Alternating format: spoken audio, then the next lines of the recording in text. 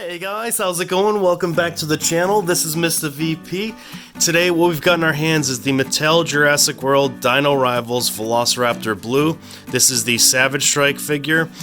I keep realizing in all of my videos where I do comparisons with my little blue figure that I only have the spring-loaded version and not really a proper figure that has the full articulation and everything. So I wanted to go ahead and grab this and show you guys. So this figure was under $10 at Target. I'm not sure if it's new or not. It looks actually pretty new considering it's in the Dino Rivals line. But here is the information on the bottom of the box. Anything important there for you guys? I don't think so. Just the barcode and the part number. So the GFG67. That would be your Mattel part number. I'll also throw the DCPI number on the screen, or the DPCI from Target. Standard Dino Rivals packaging looks really nice with that orangey, red, yellow glow. Really cool. I much prefer that over the original Mattel Jurassic World figure boxing. This figure does have a little action feature. There's a button on the back. If you press that button, the arms do a little jiggle jiggle. Side of the box, Jurassic World logo. Other side, Dino Rivals logo. Back of the box, this one does include a collector card and a nice illustration of when you press that button that you get that slashing action.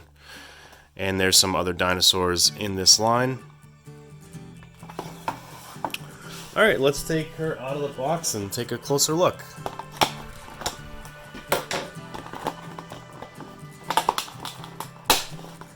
Alright.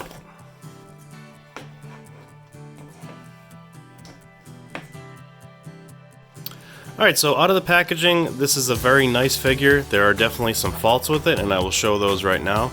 So this is probably the first Mattel figure that I have that I've noticed multiple things wrong with the figure. Now I'm hoping this is an indication of future quality, but for example, look up on the legs there. So right at the hips, there is this little bit of it looks like a gouged plastic, and I would think that that's like an abnormality. But it's actually on both legs in the exact same spot, so it leads me to believe that it has something to do with the way that they're casting this plastic, that something has changed, and maybe maybe that needs some correcting, because I would hate to see their figures start having defects like that. Another thing is on the back of the head there. I don't know if you can see it. It seems to be another issue with casting. There's like this abnormality in the plastic, and it's very noticeable. Of course, I didn't notice it when I purchased the figure because the figure sits in the packaging like that. Again, hopefully that's just a rarity and that's not going to happen to all the new figures. The other thing is some paint inconsistencies. So inside the mouth here, the paint terminates from the inner tongue below the jaw here. So when you open the mouth all the way, you can see the gray paint. That looks like it's just an oversight, but it looks kind of silly. Another thing is the blue paint that's on the snout here. I'm pretty sure in the movie the blue paint extends all the way to the nose. At least on this side, it encompasses the eye and goes a little bit beyond the eye. But on the other side, it doesn't even go to the eye. So that definitely looks like it's unfinished. That looks a little bit silly. So when we're displaying this, we'll probably have it looking this way. Other than those, it's a good figure. It definitely has good balance, per usual. With Mattel figures, they've definitely figured out how to balance their figures. Articulation-wise, you have a joint at the tail here, so the tail will spin around. Moving back to the hips and the legs, nothing at the ankles, nothing at the knee or anything like that, but you do have this hip joint, which moves in or out, and then you have the full range of motion where it goes all the way around. And speaking of the feet, there is the Jurassic World fax code. Moving forward to the arms, so as I said in the earlier bit of the video, there is a feature here where the arms will do a little dance, if you will. That's pretty cool. But that does not limit articulation because these are actually on their own joint here. So you can move the arms independently of that action feature and put them in all kinds of different poses and still activate it, which is really nice. Nothing at the arms. I mean, nothing at the forearms or the wrists.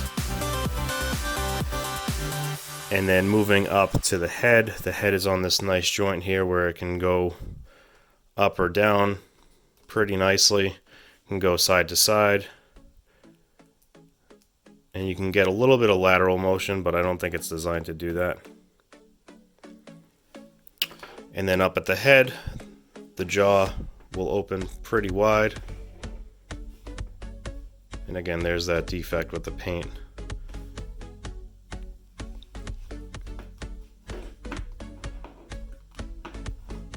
But yeah, overall a nice figure. The paint apps, other than the defects, look really nice here. The blue stripe with the white around it looks really, really nice. Again, I do wish that the finger claws were painted like they do that on the toes. For some reason, they always skip the fingernails. I'm not sure why. And the overall color of blue is really nice. It's this medium to dark gray. There's a little bit of like black speckle in there, and then underbelly is this nice creamy ivory color. So yeah, she looks really cool. Let's draw some comparisons here. Alright, so first up we'll show her off with the figure that I've mentioned already, the spring-loaded jumping blue figure that I've still yet to figure out. So they're very, very close in sizing.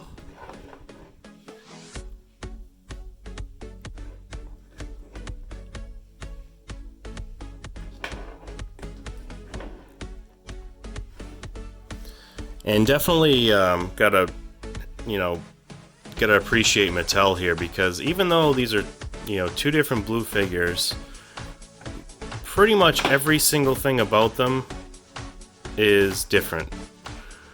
So whereas other companies, even though you have a spring-loaded feature on this one and this one's more of just a standard action figure, I don't think they've reused a single component on either of these figures. Most other companies would, they would use the same mold and then just add in features and cut into it, carve into it, whatever they need to do. These figures, it doesn't look like they have a single thing in common. The hands are different, the head is different. Actually, this looks like it's got a whole different crest on there, which I'm pretty sure that's not movie accurate. I never noticed that before. Maybe the lower jaw is the same, but other than that, everything's different, which is really cool. Next up, just for size comparison, we'll show her with the Mosasaurus. This is the real feel Mosasaurus.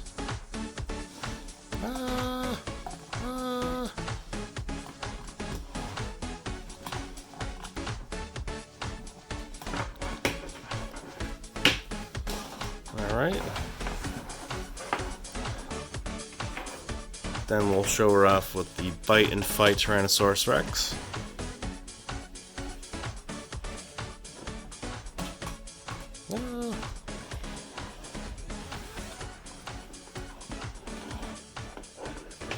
Definitely really good scale there.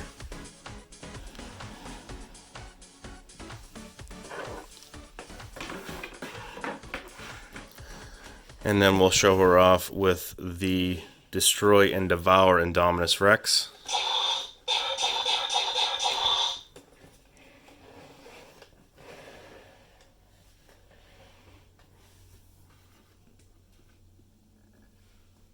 Again, very, very good scale.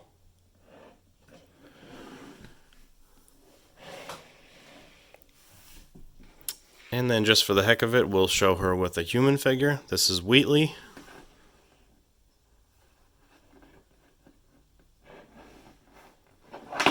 Oops.